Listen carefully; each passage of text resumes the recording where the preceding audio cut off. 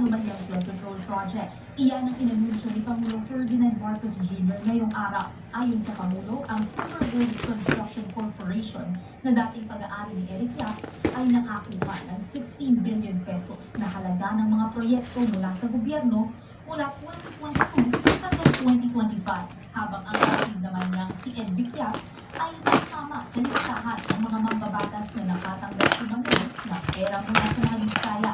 Ang mga kontraktor na down sa mga state standards na pampublikong proyekto. Sabot ng field order ang mga account at ari-arian ng Silver Woods Construction Corporation at Skyyard Aviation Corporation.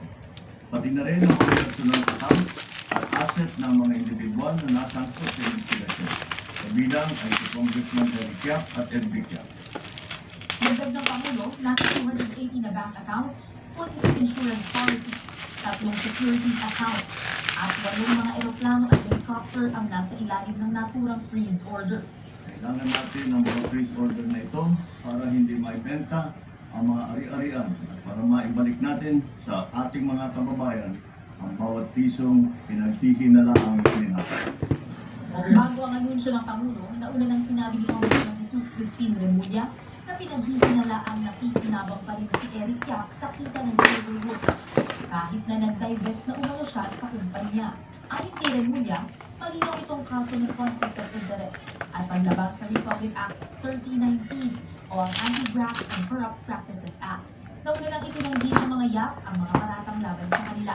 Samantala, matapos ang Legislative Executive Development Advisory Council o LEDAC meeting sa Palasyo ngayong Martes, sinabihan ni Marcos Jr. ang liderato ng Senado at Kamara na gawing prioridad ang 4 na panukala. Una ay ang Anti-Dynasty Bill.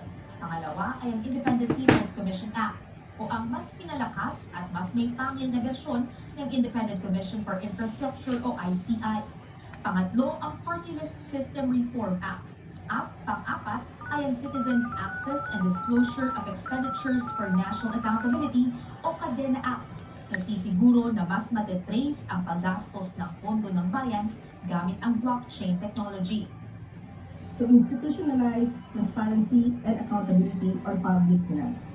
The LEDAC also agreed on the timeliness, or rather timelines, for the passage of the General Appropriations Bill and the submission of the Payroll Bill for the Presidency's signature.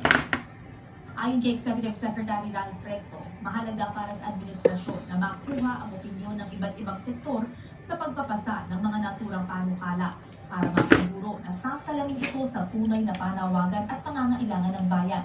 Ang ilang kongresista, kumpiyansa na maipapasa ang mga naturang batas kung hindi man ngayong taon ay sa 2026. Habang ang iba naman, iginiit na dapat ay sinertify as urgent na ito ng Pangulo imbis na gawing prioridad lamang. I think probably there is value to an agency like that. Kasi pagka medyo mga senador, congressman, governor, mayor, gano'n na yung mga inaakusan, hindi kayo pwede na ordinary fiscal kasi makakabutin lang yun eh.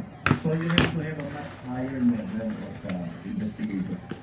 Gate ni Senate President Vicente Soto III, susubukan nila na i-fast break ang pagpapasa ng panukala na magtataguyod ng mas malakas na ICI para makisabatag ito sa Enero.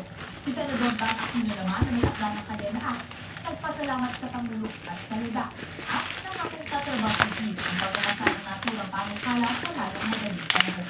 Katrina Domingo, ABS-CBN.